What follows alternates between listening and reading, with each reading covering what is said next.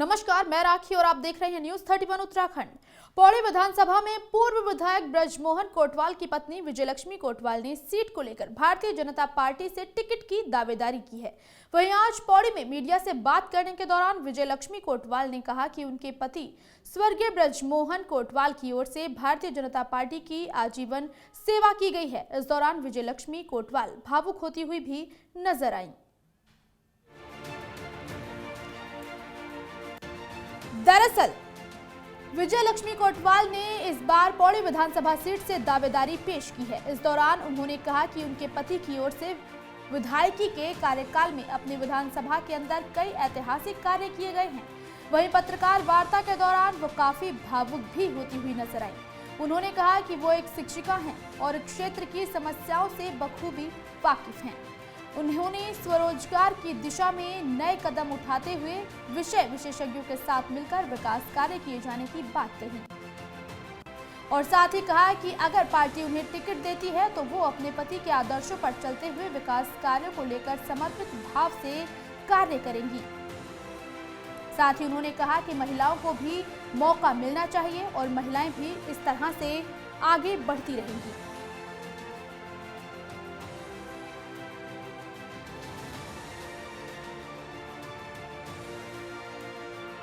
मेरे पति ने सन 95 से सेना से निवृत्त होकर के पार्टी की तन मन धन से सेवा की है। पार्टी ने भी उन्हें सम्मान दिया है, मैं इस बात को स्वीकार करती हूँ। लेकिन 2 बार पार्टी ने उनका टिकट काटा है। वो सबसे योग्य उम्मीदवार थे, पूर्व सैनिक थे, स्वच्छ छवि के और बहुत ही सरल मिजाज और विनम्र इंसान थे। फिर भी पार्टी ने उनका टिकट काटा, लेकिन उन्होंने फिर भी पार्टी का विरोध नहीं किया और तन मन धन से पार्टी के कार्य में लगे रहे। उत्तराखंड में 2022 को चुनाव के लेके अब सरगर्मियां तेज हो चुकी है। मैं आपको बता दूं, पौड़ी विधानसभा एक इस समय आरक्षित सीट है और आरक्षण सीट में यहाँ पे लगातार बीजेपी से भी काफ़ी दावेदारी मानी जा रही है। दावेदारी की बात करें तो यहाँ पे 2007 में जो विधायक थे ब्रजमोहन कोटवाल, जो कि अब इस दुनिया में नहीं है, लेकिन उनकी धर्मपत्नी विजयलक्ष्मी कोटवाल ने भी दावेदारी पेश की है और उनका यही कहना है कि मैं एक शिक्षक हूं और शिक्षकी के नाते से मैं भली भांति जानती हूं कि किस तरह से क्षेत्र का विकास, और एक महिला हूं। लेकिन मैं आपको बता दूं, पहली महिला है जिन्होंने दावेदारी पेश की है और उन्होंने यही कहा है कि भाजपा अगर मुझे टिकट पौड़ी विधानसभा से सीट का दावेदारी सीट मिलती है तो मैं पूर्ण रूप से और यहाँ की जनता की समस्याओं के लिए, महिलाओं के लिए सबसे महत्वपूर्ण की चीज़ों को समाधान करूँगा।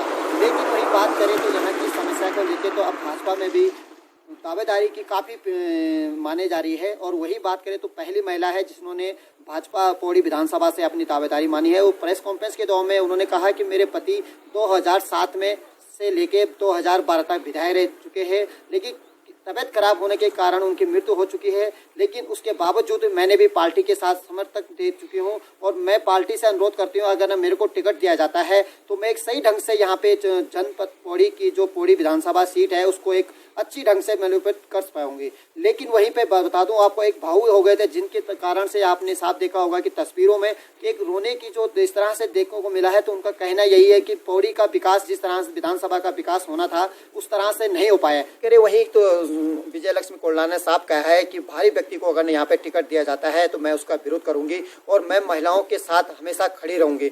न्यूज़ 31 के लिए पौड़ी विधानसभा से भगवान सिंह की रिपोर्ट।